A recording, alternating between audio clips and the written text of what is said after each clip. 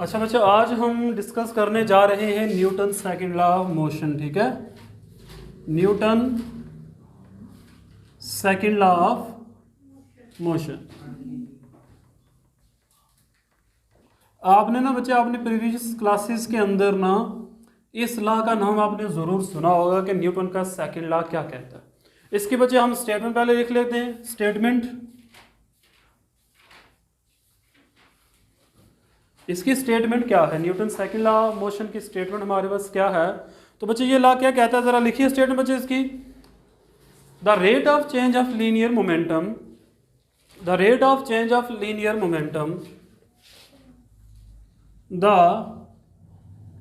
Rate of change of linear momentum, linear momentum is directly proportional to the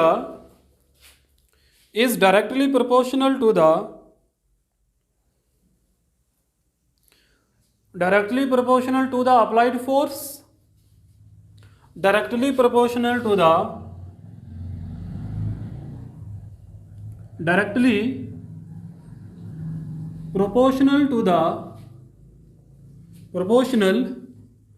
the applied force।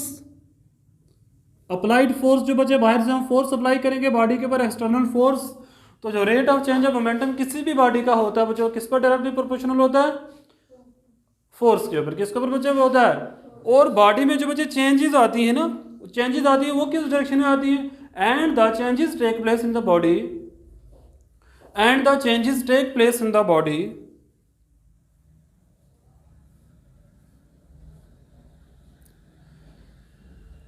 and the changes take place in the body in the direction of applied force।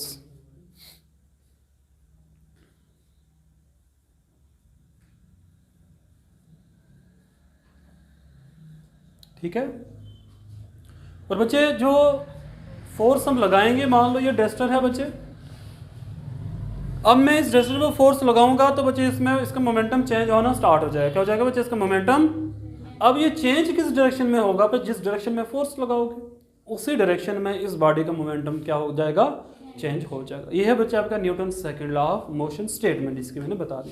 और बच्चे इसके statement के दो हिस्से हैं। जैसे first law के 3 हिस्से थे, इसके कितने बच्चे? 2 हिस्से। कितने बच्चे? देखो, इट कंसिस्ट 2 पार्ट्स। बच्चे इसमें कितने पार्ट्स हैं? It consist 2 parts.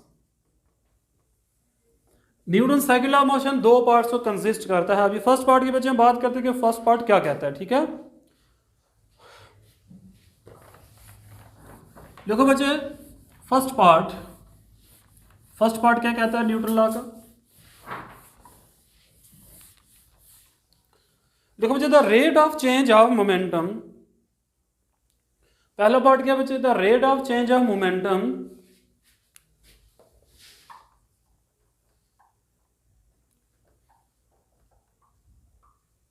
Rate of change of momentum मतलब बच्चे लीनियर मोमेंटम। ठीक है ना? इज डायरेक्टली प्रोपोर्शनल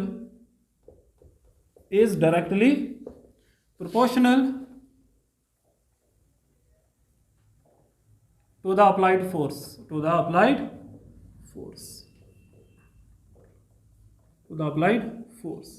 बच्चे अब क्या समझते हैं मोमेंटम का बदलना? अच्छा, क्या होता है मोमेंटम का बदलना? वेलोसिटी का बदलना। किसका बदलना? मास नहीं बदलता बच्चे ड्यूरिंग मोशन। भाई आप ही हो, ये तो नहीं आप जाते हुए रास्ते में से आधे हो जाते कहीं पे जाके, आप ही रहते हो, बट आपका क्या बदलता है? आपकी वेलोसिटी बदल जाती है। क्या बदल जाती है बच्चे? तो ड्यूरिंग मोशन जब भी कोई बॉडी चलती है फोर्स लगने से, तो उसका मास तो नहीं बदलता। क्या बदल जाता है बच्चे? तो हम क्या समझेंगे? मोमेंटम का बदलना मीन्स क्या बदलना? वेलोसिटी का बदलना। तो बच्चे ये आप लिख लो ना, नोट लिख लो ये। ठीक है ना, ये आप नोट लिख लो, आपको याद रखना। ठीक है ना? Rate of change of momentum का मतलब बच्चे क्या है? Rate of change of momentum means rate of change of momentum means change in velocity, यानी वेलोसिटी का बदलना। वो एक्सेप्शनल केसेस हैं बच्चे। देखो, एक पर्टिकुलर बॉडी आप ले लो ना, तो उसका मास तो कांस्टेंट रहने वाला। क्या रहने वाला बच्चे? तो उसकी वेलोसिटी फोर्स लगाओगे तो उसकी वेलोसिटी बदलने के ज़्यादा चांसेस रहते हैं। एक्सेप्शनल केसेस में बच्चे आप अगर किसी पत्थर को तोड़ रहे हो भाई, वो तो अलग बात है, उसका मास कम होगा। लेकिन वो एक्सेप्शनल केसेस है। क्या है बच्चे, अब ये डस्टर है भाई, मैं डस्टर पे फोर्स लगाता हूँ, क्या लगाता हूँ बच्चे, तो इसका क्या चेंज हो जाएगा, इसकी वेलोसिटी बदलेगी। तो वेलोसिटी बदलने से इसका क्या बदलेगा, इसका मोमेंटम बदल जाएगा। क्या बदल जाएगा बच्चे, इसका। अब जरा इसको इस तरीके से देखो, मैं आपसे क्वेश्चन पूछ रहा हूँ। मान लो मेरे पास बच्चे ये 10 kg का मास है, क्या है, और यहाँ पर भी मुझे 10 kg का मास रखा हुआ है मैंने इस पर बच्चे 20 न्यूटन की फोर्स लगा दी, इस पर मैंने 30 न्यूटन की फोर्स लगा दी। तो मुझे बताओ बच्चे, ज्यादा वेलोसिटी किसकी चेंज होगी, इस वाले की या इस वाले की। इस वाले की वेलोसिटी बच्चे क्या होगी, ज्यादा चेंज होगी। मतलब वेलोसिटी का चेंज होने का मीनिंग बच्चे क्या, इसका मोमेंटम ज्यादा चेंज हो रहा है। क्या चेंज हो रहा है, अब बोला ना भाई, rate of change of momentum का मतलब बच्चे क्या है, चेंज इन वेलोसिटी। यानी अगर किसी बॉडी की वेलोसिटी ज्यादा चेंज होती है तो इसका मतलब उसका मोमेंटम ज्यादा चेंज होता है। और ये डिपेंड किस पे कर रहा है, फोर्स पे। आप फोर्स ज्यादा लगा रहे हो तो ज्यादा मोमेंटम चेंज हो रहा है, आप फोर्स कम लगाओगे तो कम। यही हमने लिखा है बच्चे, rate of change of momentum is directly proportional to the applied force. यानी जितनी ज्यादा आप किसी बॉडी पर फोर्स अप्लाई करोगे उसका उतना ही ज्यादा बच्चे क्या चेंज होगा, मोमेंटम चेंज होगा, यानी उतनी ही उसकी वेलोसिटी ज्यादा। अब ये जरूरी नहीं वेलोसिटी इंक्रीज ही हो, डिक्रीज भी हो सकती है। चेंज का मतलब होता है इंक्रीज। अब किसी चीज को रोकना चाहते हो मतलब वेलोसिटी को चेंज कर रहे हो, उसका ही मोमेंटम चेंज हो जाएगा। हो गया क्लियर, समझ में आ गया बच्चे क्या था ये।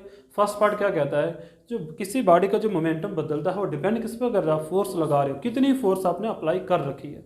जितनी ज़्यादा फोर्स लगाओगे उतना ज़्यादा मोमेंटम में चेंज। यही तो बचा डायरेक्टली प्रोपोर्शनल, यही तो होता है डायरेक्टली प्रोपोर्शनल का meaning.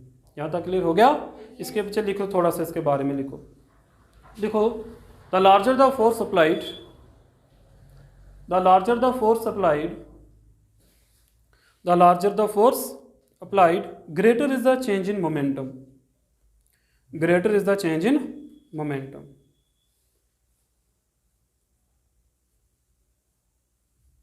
greater is the change in momentum। यहाँ तक समझ में आ गया बच्चे। अच्छा, दूसरा पार्ट बच्चे हम लिखते हैं इसका। दूसरा पार्ट लिखो भाई, दूसरा पार्ट क्या था, ये फर्स्ट पार्ट हो गया, ठीक है ना। दूसरा पार्ट क्या है बच्चे,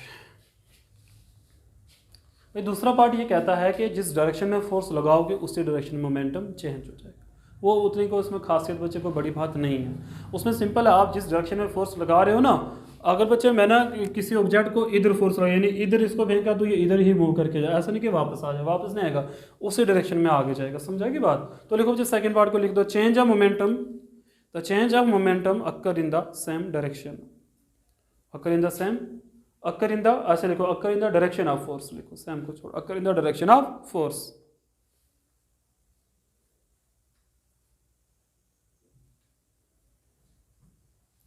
अकर in the direction of force. हो गया यहाँ तक बच्चे। अच्छा अच्छा,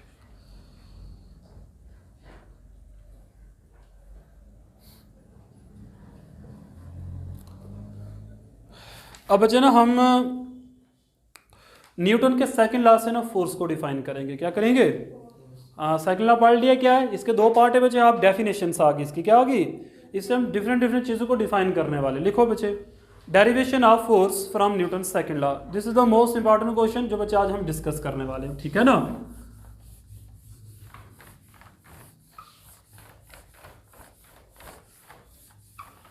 हम न्यूटन के सेकंड लॉ से बच्चे, ये देखो ये जो लॉ है ना, ये भी क्वांटिटेटिव डेफिनेशन दे देगा बच्चे फोर्स की। क्या दे देगा कि आप फोर्स को कैलकुलेट कैसे कर सकते हो।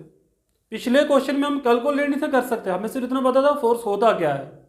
हमने बच्चे न्यूटन फर्स्ट लॉ से क्या सीखा था कि फोर्स किस चीज़ को कहते हैं, वो एक्सटर्नल एजेंट जो किसी बॉडी की स्टेट को चेंज करने में हेल्प कर देता।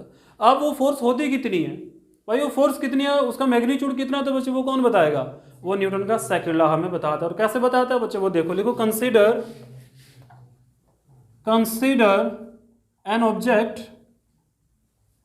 Consider an object of mass m, of mass m। बच्चे हमने एक ऑब्जेक्ट ले लिया जिसका मास कितना हमारे पास m मास है, ठीक है बच्चे।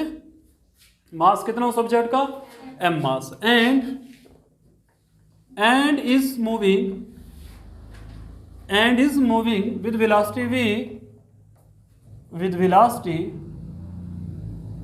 वेलोसिटी v आफ्टर, किसके बाद बच्चे, अच्छा आप यहीं तक रखो, बाद हम देखेंगे, ठीक है। हमने बच्चे एक ऑब्जेक्ट ले लिया जिसका मास m है और बच्चे कितनी वेलोसिटी के साथ मूव कर रही है, velocity, then it's linear momentum is, then it's linear momentum is, P किसके बराबर होगा बच्चे, m इंटू वी के बराबर।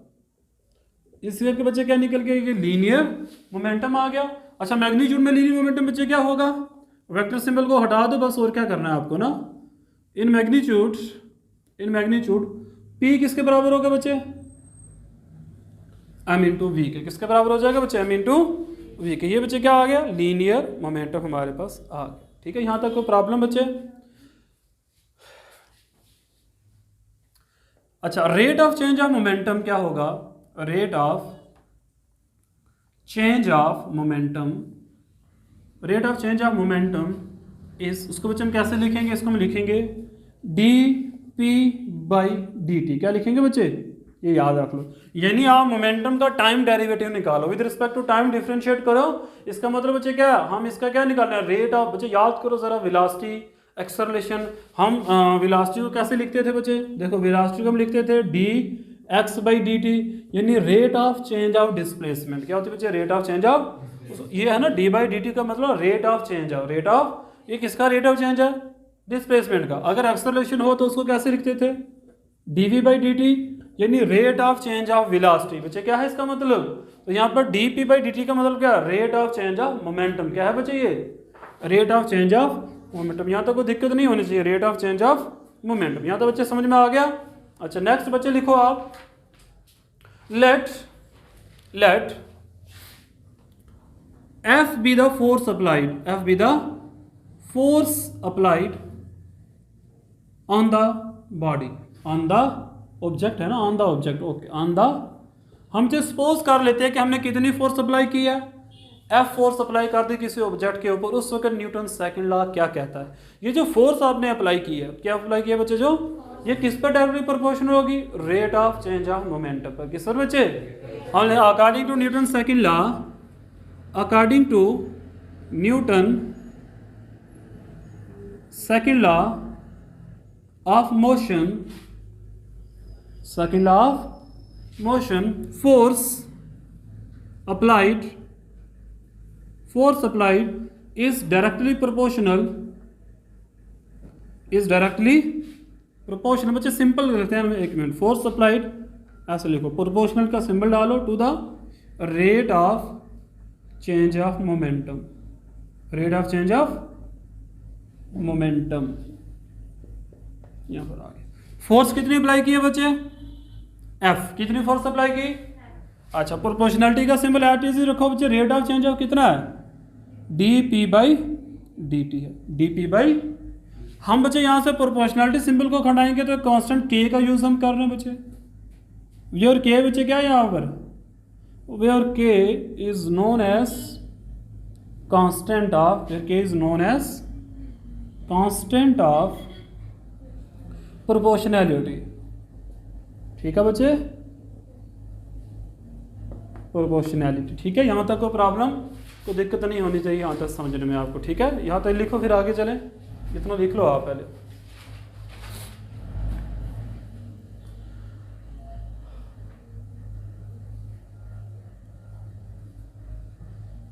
हो गया।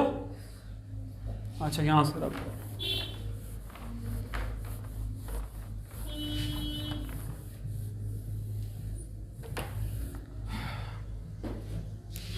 F किसके बराबर आ गया, K into D P by D T के बराबर आ गया बच्चे, D P by D T के बराबर। ठीक है, यहां तक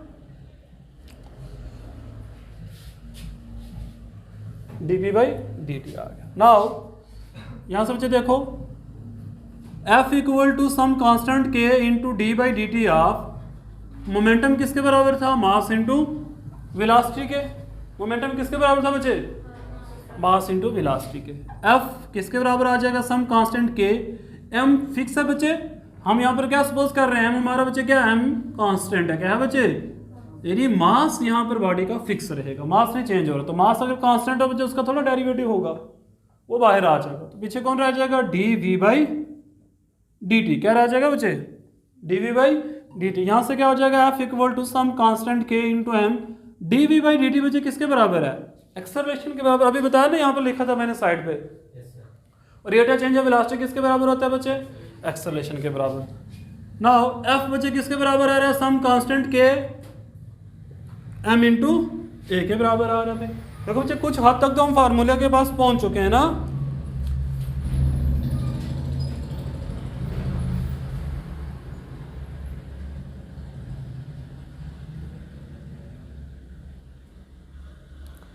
यहाँ तक बच्चे को दिक्कत है आपको? देखो यहाँ पर हम k की वैल्यू को बच्चे कितना ले लेंगे? here k इक्वल टू बच्चे कितना आ जाएगा हमारे पास? हम 1 लेंगे। क्या लेंगे बच्चे? k को 1 लेंगे तो बच्चे फोर्स किसके बराबर आ जाएगी यहाँ पर? मास इनटू एक्सेलरेशन के बराबर। तो बच्चे ना यहाँ से ये फार्मूला हमारे पास आ गया कि हम फोर्स को कैलकुलेट कैसे कर सकते हैं। हम फोर्स को कैलकुलेट, तो अगर किसी बॉडी का मास आपको पता है, अगर आपको किसी बॉडी की एक्सेलरेशन मालूम है, तो बच्चे आप इन दोनों को मल्टीप्लाई करो तो आपको क्या निकल कर आ जाएगा?